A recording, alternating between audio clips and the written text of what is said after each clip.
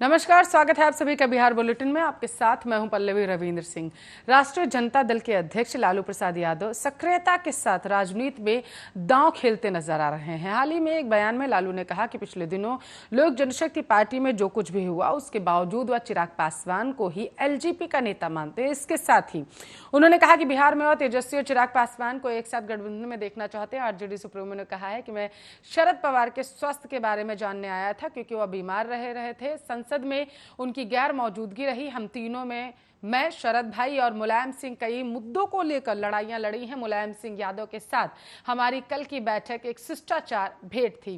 Pegasus के मुद्दे पर लालू यादव ने कहा, हाँ, इसकी जांच होनी चाहिए। उन्होंने कहा कि जो भी इसमें संलिप्त है उनके नामों का प्रकाशन किया जाना चाहिए। उन्होंने आगे कहा कि हम बिहार में सरकार बनाने के करीब थे, मैं जेल में था, मेरे बेटे तेजस्वी यादव ने अकेले मुकाबला किया है, उन्हें फर्जीवाड़ा किया गया है, हमें 10-15 वोटों के अंतर से मात्र हराया गया।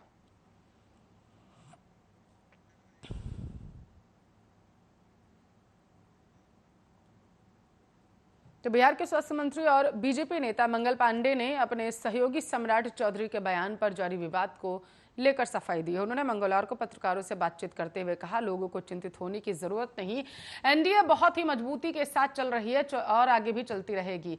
गठबंधन में कई दल होते हैं तो स्वाभाविक है कि कुछ मुद्दों पर विचारों की भिन्नता हो सकती है। इसी के साथ साथ दरअसल आपको बताते चले, नेता प्रतिपक्ष तेजस्वी यादव नीतीश कुमार की मुलाकात के बाद मुख्यमंत्री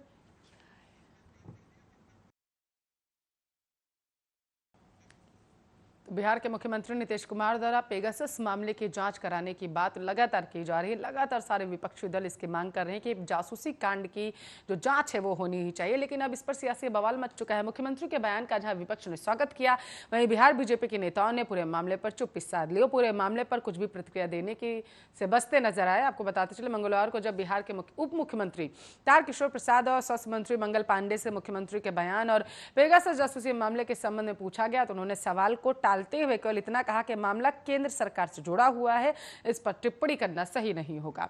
स्वास्थ्य मंत्री मंगल पांडे ने कहा, यह जो भी विषय है वो केंद्र सरकार से जुड़ा हुआ है। केंद्र की सरकार ऐसे विषयों पर सम्यक विचारोपरांत कोई बात करती है। केंद्र की सरकार के संज्ञान में सारा विषय है, सरकार उसके अनुसार एक्ट कर रही है। मैं तो राज्य सरकार का मंत्री हूं। और इसी के साथ साथ उन्होंने कहा, केंद्र के समक्ष ये विषय है, इस संबंध में विभागीय मंत्री ने बातों को स्पष्ट कर दिया होगा।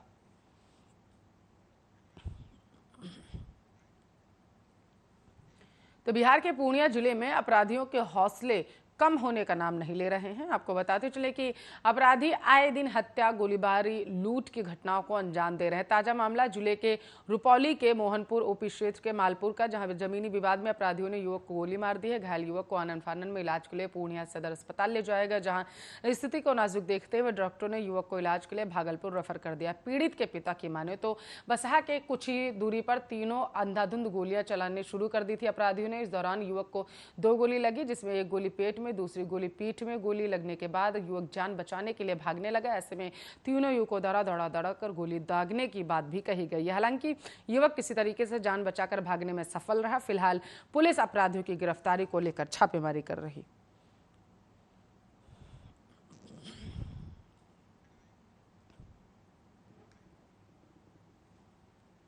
तो बिहार में कोरोना के मद्देनजर मंदिरों को बंद रखा गया है। भीड़भाड़ इकट्ठा ना हो इसलिए भक्त के माह सावन में भी मंदिरों में पूजा पाठ करने की मनाही है। लेकिन वैशाली जिले के महुआ विधानसभा से विधायक मुकेश रोशन को सरकारी गाइडलाइंस को ताक पर रखकर मंदिर जा पहुंचे। सावन के दूसरे सोमवार के अवसर पर वे सैकड़ों पार्टी कार्यकर्ताओं के साथ इलाके के मशहूर भुइयां बाबा के मंदिर पहुंचे। हाथों में पार्टी का झंडा लिए कोरोना गाइडलाइंस की धज्जियां उड़ाते हुए विधायक साहब मंदिर पहुंच गए। पूजा पाठ के नाम पर पॉलिटिकल ब्रांडिंग की और फिर पूजा के दौरान भगवान के बजाय नेता प्रतिपक्ष तेजस्वी यादव, तेज प्रताप यादव के नाम के जयकारे लगवाए। इस दौरान महुआ विधायक रथ पर सवार दिखे। सैकड़ों समर्थकों की जुलूस के साथ वो भुइयां बाबा के मंदिर पहुंचे थे। इस दौरान रास्ते में लोगों की भीड़ देखकर वो खुद भी हाथ में ढोल लेकर नाचने लगे। फिर सिर पर दूध से भरी हांडी लेकर भी रुद्राभिषेक के लिए मंदिर पहुंचे।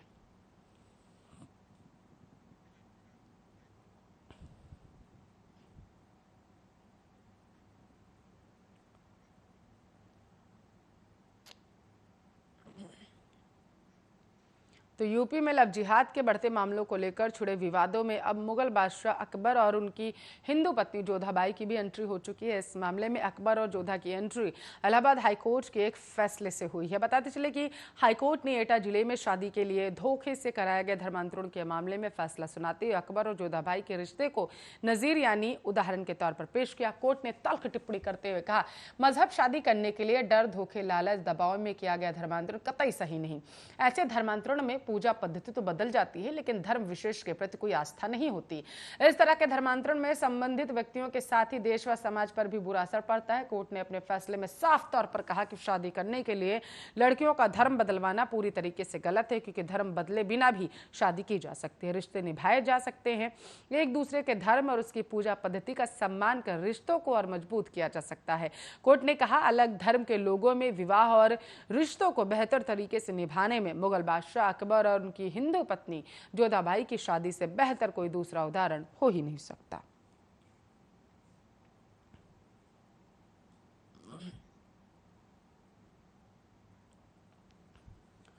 तो आगरा जिले के पिनाहट क्षेत्र से सटी चंबल नदी में बाढ़ का खतरा मंडराने लगा है। बता दें कि चंबल नदी घाट पर खतरे के निशान से महज 3 मीटर दूर है। चंबल के बढ़ते जलस्तर को लेकर डीएम ने मौके पर जाकर निरीक्षण किया, जिसके बाद तटवर्ती इलाकों में हाई अलर्ट जारी कर दिया गया। राजस्व कर्मचारियों को भी दिशा निर्देश दिए गए। जानकारी के अनुसार राजस्थान, मध्य प्रदेश और उत्तर प्रदेश में भारी बारिश के चलते चंबल नदी में बाढ़ का खतरा मंडराने लगा है।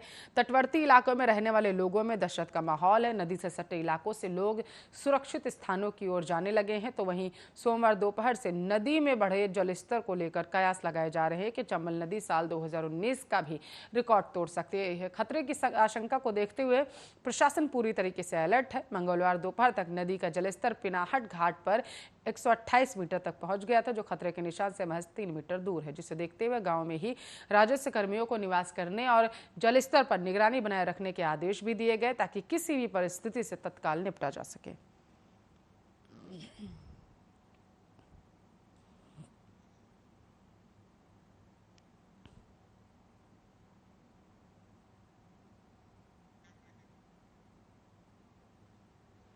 इस बार ऑटोमोबाइल प्रेमियों को निराश होना पड़ेगा, क्योंकि ग्रेटर नोएडा के एक्सपो मार्ट में हर 2 वर्ष में आयोजित होने वाले ऑटो एक्सपो को स्थगित कर दिया गया है।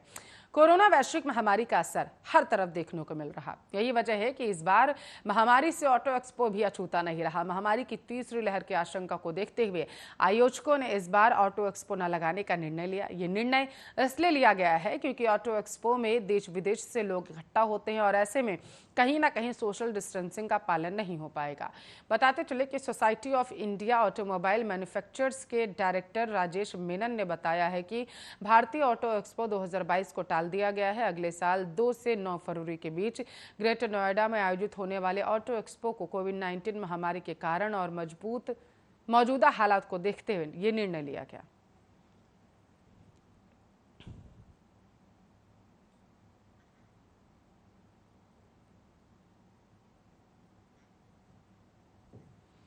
तो ग्रेटर नोएडा के बीटा 2 थाना क्षेत्र स्थित एक निजी शेल्टर होम से 2 नाबालिग बच्चियां रहस्यमयी ढंग से फरार हो गई हैं, जिसके बाद शेल्टर होम प्रबंधक की शिकायत पर पुलिस ने एफआईआर दर्ज कर दोनों बच्चियों की तलाश शुरू कर दी। आपको बताते चले कि दोनों बच्चियां प्रेम प्रसंग के चलते घर से भाग गई थी, जिन्हें ग्रेटर नोएडा पुलिस ने 2 थाना क्षेत्रों से बरामद कर शेल्टर होम भेज दिया है। लेकिन शेल्टर होम से दोनों बच्चियों के गायब होने से उसकी लापरवाही भी अब सामने आ चुकी है। निजी चैनल को दिए गए इंटरव्यू में एडिशनल डीसीपी ग्रेटर नोएडा विशाल पांडे ने बताया कि दोनों युवतियां नाबालिग थी, जिन्हें पुलिस ने अन्य मुकदमों में बरामद कर शेल्टर होम भेजा था। लेकिन सुबह 3 बजे के करीब दोनों लड़कियां दुपट्टे की मदद से जग शक्ति उदयन केंद्र का गेट फांदकर फरार हो गई हैं। पुलिस दोनों किशोरियों की तलाश कर रही है, ताकि उन्हें बरामद कर उनके भागने की वजह पता की जा सके।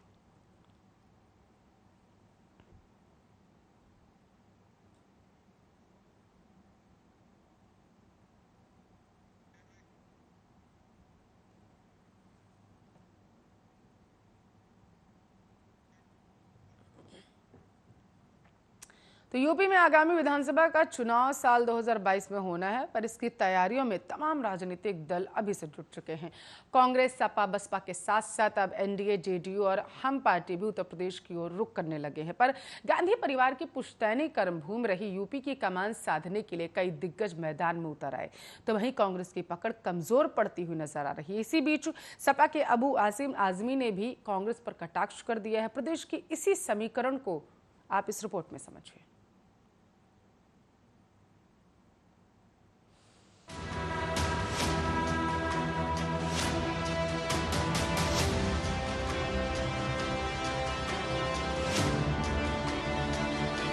यूपी गांधी परिवार की पुश्तैनी कर्मभूमि रही है, पर आपको बता दें कि यहाँ कांग्रेस का वनवास खत्म होने का नाम ही नहीं ले रहा। यूपी में बीजेपी की सत्ता काबिज है, तो वहीं दूसरी ओर कई विपक्षी दल सत्ता की रेस में कमर कस के तैयारियों में जुट चुके हैं।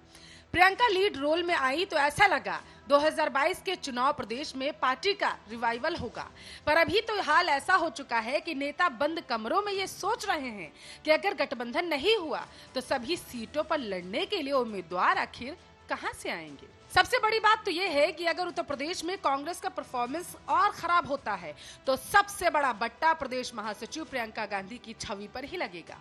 बताते चले कि सूबे में कांग्रेस का प्रदर्शन लगातार खराब होता जा रहा है। 2017 में हुए चुनाव में कांग्रेस के 7 विधायक ही चुने गए। इस बार के चुनाव के लिए प्रियंका गांधी ने यूपी में कांग्रेस का मोर्चा संभाला है। प्रियंका गांधी ने हाल ही में यूपी दौरा भी किया था, लेकिन उनका मिशन यूपी भटका हुआ सा लग रहा है। हालांकि उत्तर प्रदेश में कांग्रेस सुर्खियों के लिए हाथ पैर मार रही है। इसी बीच चर्चा जोरों पर है कि कांग्रेस उत्तर प्रदेश संगठन में कुछ नई नियुक्तियां कर सकती है। यहाँ तक कि प्रदेश में पार्टी को कार्यकारी अध्यक्ष भी मिल सकता है।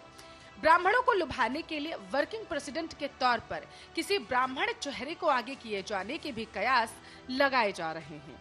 तो वहीं पहले से ही समाजवादी पार्टी और बसपा में ब्राह्मणों को लुभाने के लिए होड़ लगी पड़ी है। आपकी जानकारी के लिए आपको बताते चले कि ब्राह्मण कांग्रेस पार्टी का पारंपरिक वोट बैंक रहा है, लेकिन बीते सालों में उन्होंने बसपा और भाजपा का दामन थाम लिया। सूत्रों के मुताबिक इस पद के लिए ललितेश त्रिपाठी, प्रमोद तिवारी जैसे कई नाम चर्चा में हैं। सबसे आगे पूर्व सांसद राजेश मिश्रा का नाम चल रहा है। राजेश मिश्रा बनारस से बिलोंग करते हैं। पार्टी संगठन में अलग अलग पदों पर रहे हैं और इसी के साथ साथ इसकी भी संभावना है कि कैंपेन कमेटी के अध्यक्ष के तौर पर प्रमोद तिवारी को जिम्मेदारी दी जा सकती है। हालांकि प्रमोद तिवारी की दिलचस्पी दिल्ली में ज्यादा और प्रदेश की राजनीति में कम ही दिख रही है। उनकी बेटी आराधना मिश्रा विधायक दल की नेता हैं और प्रियंका की करीबी भी मानी जाती हैं। तो वहीं अगर बात यूपी की जनता की करें तो हाल ही में लखनऊ दौरे के दौरान प्रियंका को काफी खराब फीडबैक मिला था। कांग्रेस पार्टी में अंदरूनी कलह के भी संकेत दिखाई दिए, जिससे जनता पर गलत प्रभाव पड़ा और खामियाजा कांग्रेस को यूपी के त्रिस्तरीय पंचायत चुनाव में देखने को मिला। तो वहीं दूसरी तरफ कांग्रेस कार्यकर्ताओं ने प्रियंका से पार्टी में चल रही कुछ नेताओं की मनमानी को लेकर भी शिकायत की। सूत्रों के मुताबिक कई लोगों ने प्रदेश अध्यक्ष को लेकर भी नाराजगी जाहिर की। कार्यकर्ताओं ने कहा कि पार्टी के भीतर गुटबाजी है, जिसका नुकसान पार्टी को उठाना पड़ रहा। यही नहीं, प्रियंका को पार्टी के बड़े पदाधिकारियों के हकीकत से भटकाने के भी आरोप सामने आए। तो वहीं कुछ कार्यकर्ताओं का कहना है कि नेताओं को जमीनी हकीकत का पता ही नहीं, जिसके चलते 2022 में पार्टी का परफॉर्मेंस काफी खराब रहेगा। इसी बीच अब आपको बताते चले समाजवादी पार्टी के नेता अबू आसिम आजमी भी एक्शन मोड में आ चुके हैं और उन्होंने कांग्रेस पर जमकर कटाक्ष किए।